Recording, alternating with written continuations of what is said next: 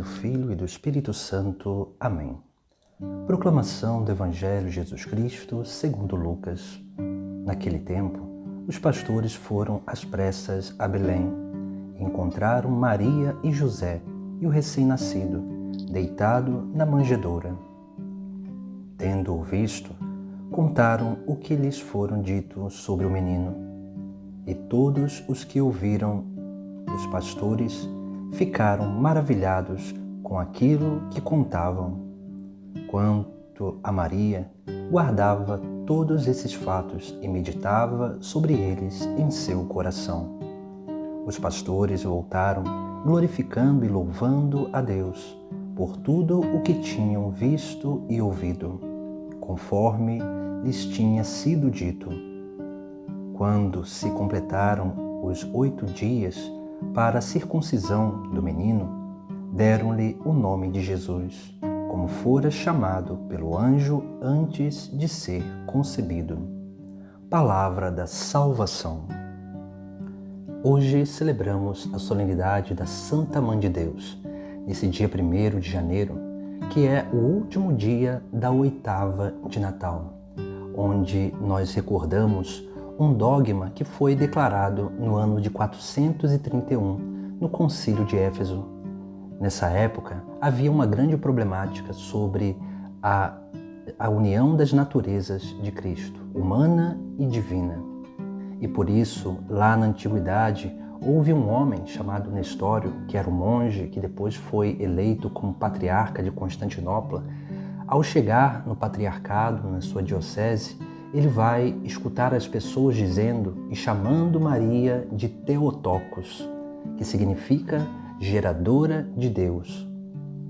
Esse título soou um pouco estranho aos seus ouvidos e por isso Nestório começou a pensar e refletir sobre aquilo e começou a dizer que Maria não poderia ser mãe de Deus, porque Deus é antes de Maria, e Maria é uma criatura, e uma criatura não pode ser mãe do Criador. E por isso, Nestório começou a dizer que Maria não poderia ser Theotokos, mas sim Christotokos, mãe de Cristo, unicamente, mãe da natureza humana de Cristo. Isso gerou um grande problema, porque quando se declara que Maria é só mãe da natureza humana de Cristo, está se dizendo que a divindade, a natureza divina de Cristo é unida à natureza humana num determinado momento do tempo. E isso vai fazendo com que a humanidade de Cristo não seja reconhecida como importante e essencial para a salvação da humanidade. Isso faz com que o seu sacrifício, tudo aquilo que ele realizou nessa terra e o seu sacrifício na cruz não tenha valor algum. Por isso que muitos santos se dedicaram a desenvolver essa teologia do dogma da maternidade divina, dizendo que Jesus é verdadeiro Deus e verdadeiro homem e as naturezas de Cristo não podem ser separadas. E por isso Maria foi declarada no Concílio de Éfeso em 431 como Mãe de Deus, a geradora de Deus, porque para Deus nada é impossível. Esse título antigo perpassa os tempos também trazendo um grande ensinamento, porque aquela que foi Mãe de Deus, pela graça divina, é também aquela que é mãe dos filhos de Deus, pela participação no mistério de salvação do seu próprio Filho. Esse é o grande ensinamento dessa grande solenidade, que não é somente uma solenidade mariana, mas é principalmente uma solenidade cristológica, porque afirmar que Maria é mãe de Deus, nós estamos afirmando que a união das naturezas de Cristo é de fato verdadeira. E aquilo que Jesus Cristo fez nessa terra tem um supremo valor, porque é Deus que se manifesta nessa terra. E aquilo que veramente Deus realizou como obra de salvação em nossa vida, é uma obra de restauração da nossa dignidade humana, porque Deus veio salvar não só a alma, mas também o corpo. Por isso que uma das grandes pregações de Jesus Cristo, ele fala sobre aquilo que é a ressurreição da carne. Essa solenidade também tem um viés eclesiológico, porque, como dizia, assim como Maria é mãe do Filho de Deus, é mãe de Deus, ela também é mãe dos filhos de Deus. Nós precisamos acolher essa grande graça, porque Maria, sendo mãe de Deus, mãe do Filho de Deus, ela, por participação, também se torna essa grande mãe intercessora dos filhos de Deus, porque todos nós unidos num único corpo, como membros num único corpo, que é o corpo místico de Cristo, nós estamos verdadeiramente unidos a ela.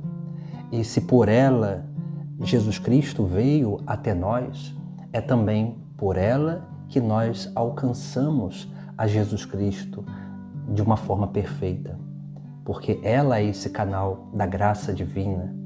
Por isso que também a nossa vida está sempre unida à vida de Maria. Esse mistério que acontece na vida de Nossa Senhora é um mistério que transborda para a vida da Igreja. E nós somos tocados por esse mistério, porque Maria não é só mãe do Filho de Deus, mas é mãe da Igreja. Ela é aquela que verdadeiramente deu o seu sim para ser canal da graça para muitos outros sims dos filhos de Deus. Desta forma, a solenidade de hoje nos diz que nós não seguimos um homem qualquer, nós seguimos o próprio Deus feito homem nesta terra. A solenidade de hoje nos diz que nós não estamos unidos a uma igreja qualquer, mas sim uma instituição divina, porque unidos em Cristo somos membros de um único corpo místico de Cristo, que é a Igreja, que tem a sua extensão nessa terra, que caminha peregrinando rumo ao reino dos céus.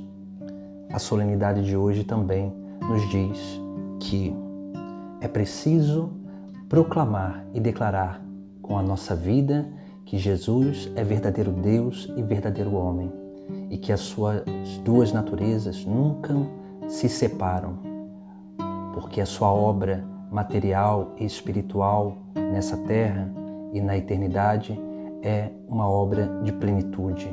Essa solenidade também nos mostra que nós temos uma verdadeira mãe, que é a mãe dos filhos de Deus, que por participação nessa grande maternidade divina, ela verdadeiramente é esse grande auxílio que o próprio Deus deu a cada um de nós, para que possamos perseverar e permanecer no caminho de seguimento ao nosso Senhor. Por isso que precisamos verdadeiramente caminhar como igreja, unidos a Maria, para que possamos estar plenamente unidos a Cristo. E assim possamos verdadeiramente crer e proclamar que nós seguimos um verdadeiro Deus e verdadeiro homem. Um Deus que se fez homem para salvar a humanidade através do seu corpo pregado na cruz, tendo como manifestação plena a sua ressurreição e a sua ascensão aos céus. Santa Maria, Mãe de Deus, rogai por nós. Em nome do Pai, do Filho e do Espírito Santo. Amém.